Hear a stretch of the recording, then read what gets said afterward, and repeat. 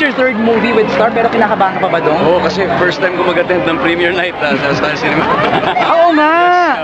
Kasi So, laging film fest. That's right. So I'm so excited and I'm just so happy that finally makikita na namin yung finished product. Nakita ko parang ginagano mo yung kamay mo. Alin? Kinakabahan ka. Medyo. Oo, kasi makikita nila yung mga magagaling na sayaw ko eh. Direct, kailangan bang kabahan si Dong? Hindi. Nako, napakagaling nila. I'm so fortunate to work with such talented actors and talagang this is a blessing, this project is a blessing. Ken, ano ang dapat naming abangan sa mga scenes dito na gagawin mo? Nako guys, basta masasabi ko lang, I'm working with the best, so I only expect best sa lahat ng mga scenes namin.